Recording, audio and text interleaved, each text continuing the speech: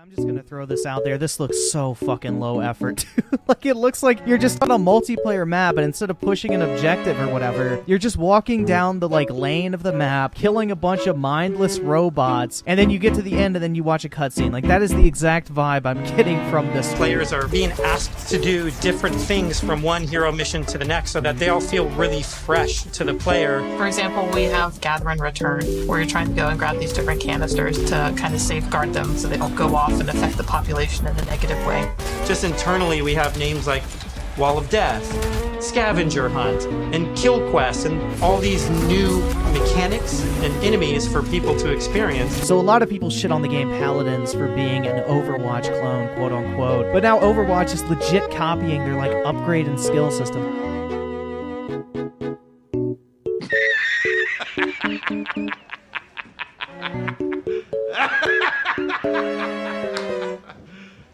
You serious? But they're really out here trying to claim that those co-op missions are highly replayable, when in reality, it just looks like you're killing a bunch of mindless robots. Like, how much fun is that, man? I'm real excited about talents. You can play the same hero in so many different ways. Now with the skill tree, you can have fun every night doing different things and kind of experimenting. Yeah, the talent system is like really deep and rich, and every single hero has different trees. You might open up 76's tree, and as you're leveling and picking new talents, you're starting to feel your hero change. Oh my god, dude, how exciting! Instead of actually pushing the objective by standing next to it, you get a big robot to push it instead. This is the one new game mode, too. This is it. They're not adding in other shit. Have a robot that starts in the middle of the map that needs to be escorted by both teams. This is why it's kind of a tug-of-war style game where you're trying to push it as far back as you can, and so are the enemies. As you push it through to other points, like you might with a payload, you will actually unlock some forward spawn points as you push it. But the thing that does happen is that he does move a lot faster when he's not pushing the objective. If you manage to push the objective all the way to the end, you'll get an instant victory. This goes, of course, for both sides. However, if you push it only a certain distance, the enemy has to actually push you all the way back in kind of this slingshot mechanic to try and outscore your distance. And if they don't and neither team gets it to the end, then the one with the furthest distance will be the winner. What's interesting about this game mode is that there aren't really choke points per se as there usually are, and fights could be happening all over the map at the same time. Okay, so, sorry, you know, there's 4 new maps. Wow, 4 maps. Didn't, like, the original Overwatch have, like, 10 or something? I don't remember exactly, but this isn't really looking good for a sequel, Blizzard. Like, why the fuck are there so few maps? Are you just gonna reuse all the old ones? So, one of the maps that I'm most excited for in Overwatch 2 is our Rome map. We always want Overwatch to feel like this globe-trotting adventure for our players. So we're having a lot of fun coming up with the Overwatch version of Rome. New York City is just an amazing Overwatch location.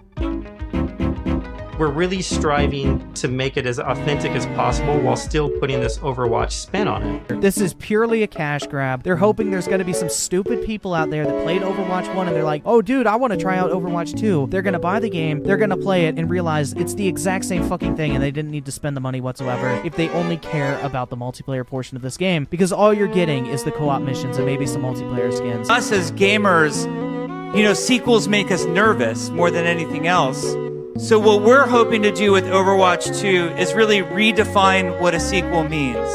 And I think some explanation is in order right now. So for all original players of Overwatch, players of the current Overwatch game, you will get to play on all of the same maps as Overwatch 2 players, including all of the brand new maps that are coming to Overwatch 2.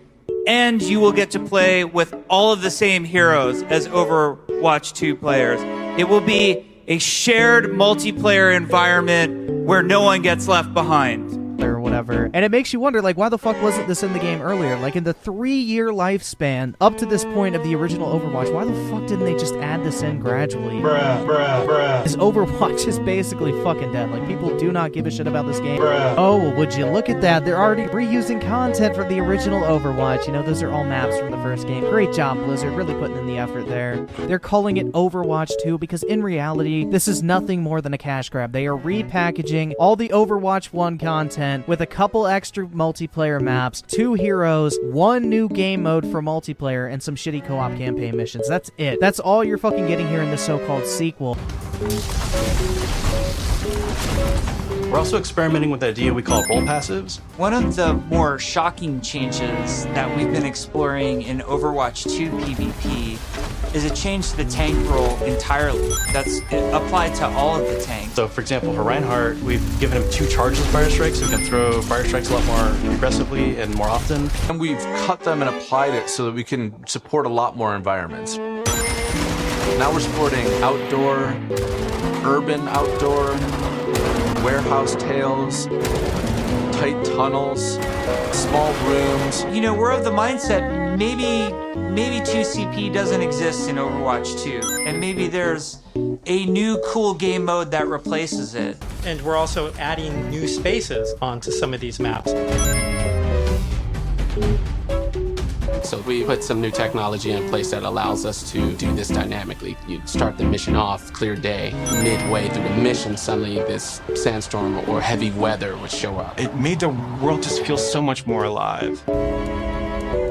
There's a sunset, daytime, nighttime, but depending on where you are in the world, these look different. California or Hollywood would have what we call a California sun. In New Bonny, there's a great African sun that happens there. You start to get a sense of space and mood. This is what really brings the levels to life. Designing these is super fun because it's like we get to break all the rules that we've sort of established for ourselves, and we get to really take the gloves off and do crazy things like Junkrat can dual-wield grenade launchers, and have Mercy be able to area effect res their whole team at once at super long range through walls. It's been a ton of fun, kind of like mad scientists making all this stuff. As you start to mutate these things with talents, all of a sudden maybe you're doing freeze damage or electrical damage, but it gives the animators a bunch of crazy opportunities. You know, the animations are going to change to show them freezing and shattering. One of those sets of enemies is what we internally call objective units. And they're typically units that don't even attack players. The simplest version would be something like the Breacher. One of the cool pieces of technology that we created was what we call chain hit reactions. Oftentimes you'll find Null Sector bunched up, marching maybe a half a dozen units abreast. You expect if you shoot one, they're going to knock into their buddies. So we make that happen. Turns out it's really fun too. We have NPCs. Each story mission has its own custom map built for it, and these maps are absolutely gigantic. India is one of our biggest maps, and it's a fun map because it has a few story beats that we've taken from recent comics and characters in the game. It requires us to have a whole new branching dialogue system. If you happen to have Genji and Mercy in the second mission of the game, you might get different dialogue that's about their relationship. All the salty Overwatch fanboys who, whenever I make a video on Overwatch, they come out of the woodwork, dude, and they just mass dislike these videos and roast me in the comment section, and honestly, it doesn't feel good, so I would greatly appreciate it if you could help me weather the storm. Please, for the love of Diva's skin-tight bodysuit.